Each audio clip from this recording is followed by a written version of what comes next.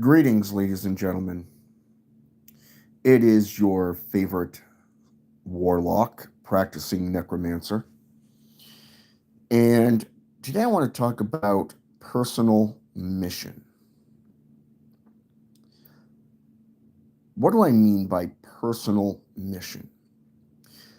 Your personal mission should be unique to yourself. I want you to think about your goals in life, your practices, your career. Where do you see yourself going with it? And what do you hope to gain from it?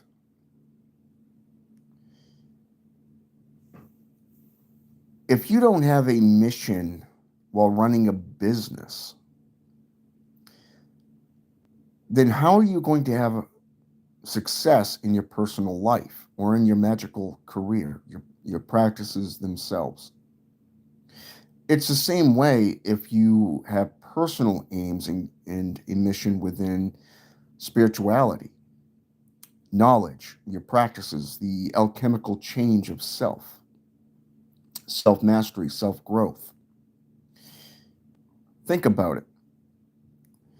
Where do you see yourself in 5 to 10 years within the system that you practice? And how does it correlate to the mission you have in your job, perhaps in your family life as well? Think about where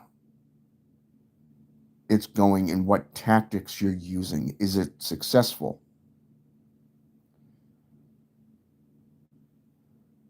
Do you see yourself moving up a rank if you're a member of a coven, a temple, a church? Perhaps you're just a solitary practitioner. As a practitioner of necromancy, it took me a while to figure out that this path was the path that I wanted to follow. When I became a Marimberos, a Bruo, and Brujeria practices, I realized this is the path that I wanted to go on. It had nothing to do with any of the systems that I've studied in the past. It was one where I was able to work as what is classified as a gray practitioner. I realized there was no good and evil, no heaven and hell,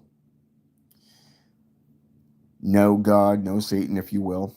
It was more of the fact that there are spirits and entities out there that want to help you. They want to train you and to guide you along your path.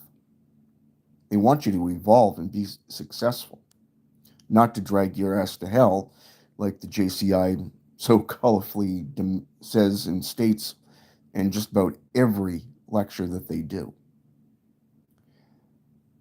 The path that I follow has shown me alchemical practices and how it relates to you and your changes that you're doing. Your purpose as a brewer, okay? A necromancer, or even if you're just into witchcraft as a hexa, an eshi, an aji, a strega, okay? Either way, you have to have a goal. You have to have an end game. Do you have a goal to set? And if you do, what are the steps are you going to take to achieve that goal?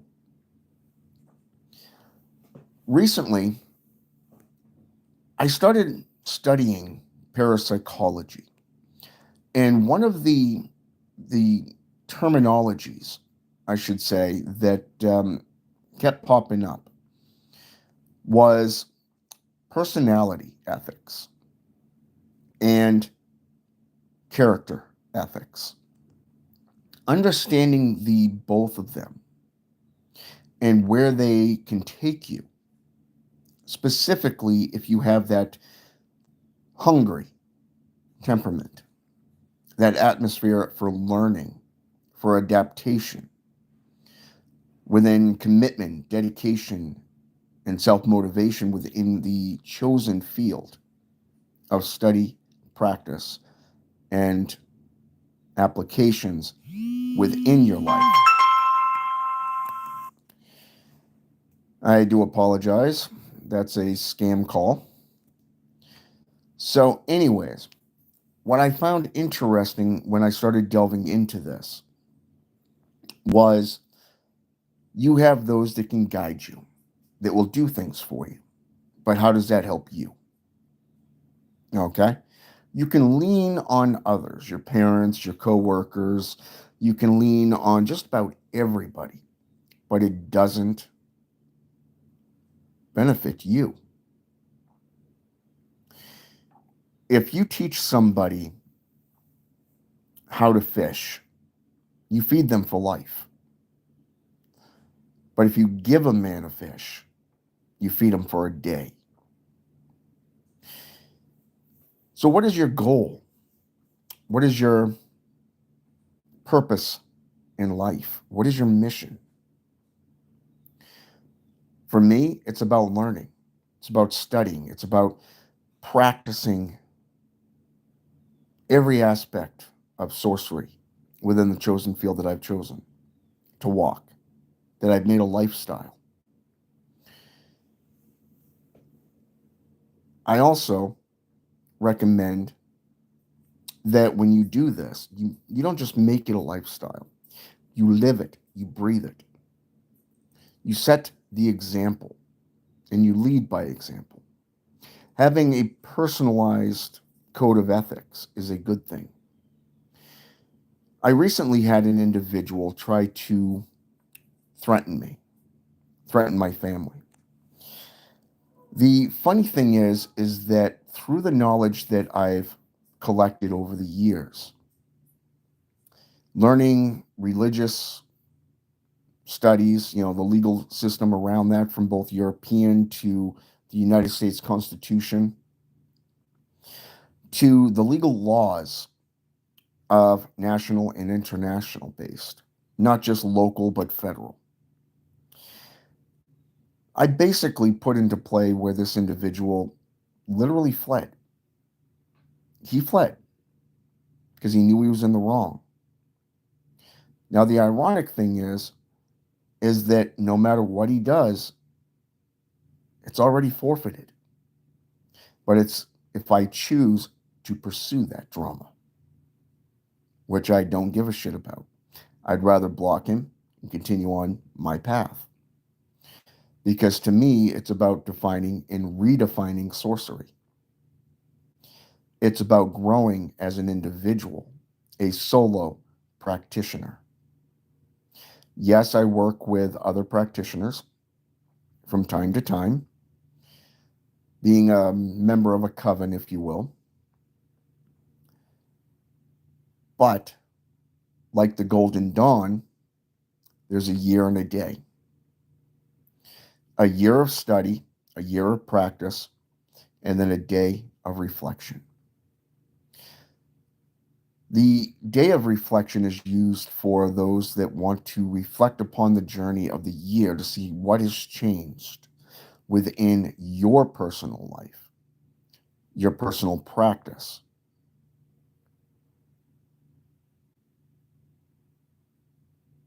When you apply your practice,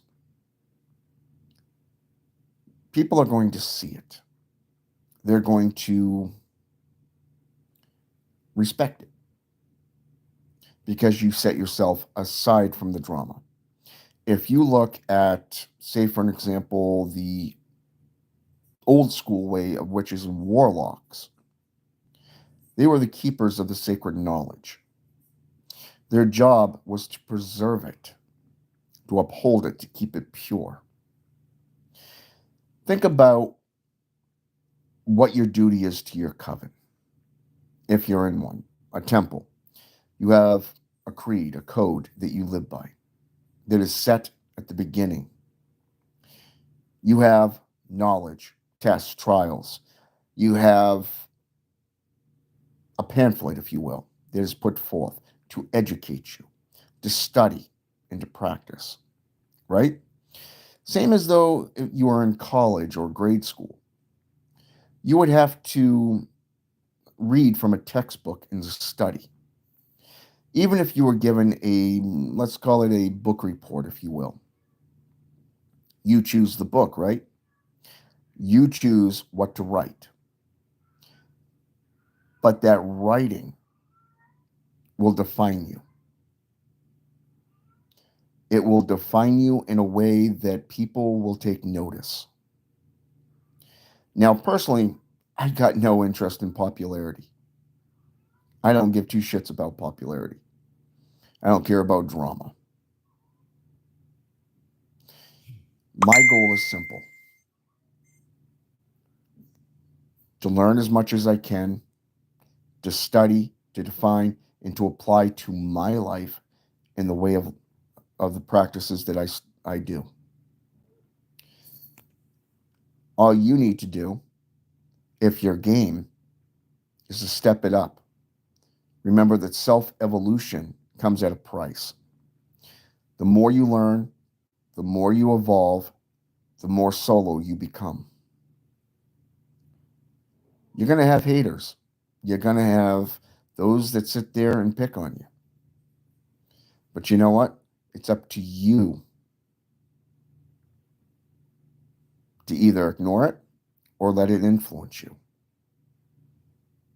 Do you want to be influenced by others, or do you want to be influenced by your own actions? Your own words, your own deeds, your feats that you do through experience. Because that's how you're going to grow. That's how you're going to learn. It is okay to reach out to more experienced practitioners and say, hey, what do you think about this? Do you think this might work? Or what do you suggest for this type of ritual? I've had people come to me. I'm doing a rite for Lucifer, or I'm doing a rite for Baal, Asmodeus.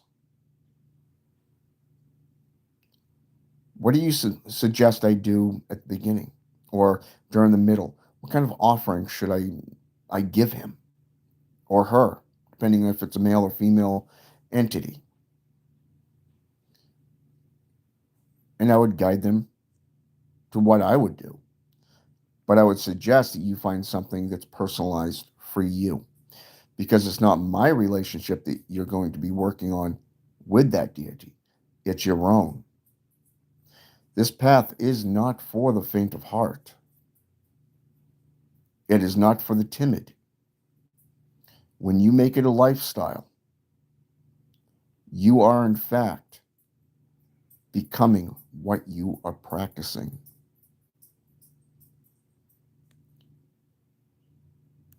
So, with that said, I hope this has been educational. I hope it's been enlightening. And for the record, I am back. I am going to be doing a lot more videos now. And until next time, always make yourself available to the public and always back up what you preach. Okay? Because when you work for spirits, you are an emissary, an ambassador for those spirits. But you are also responsible to the public for the things you do and say. Set the example and be honorable. All right? Have a good day or night, wherever you're from. I'm out.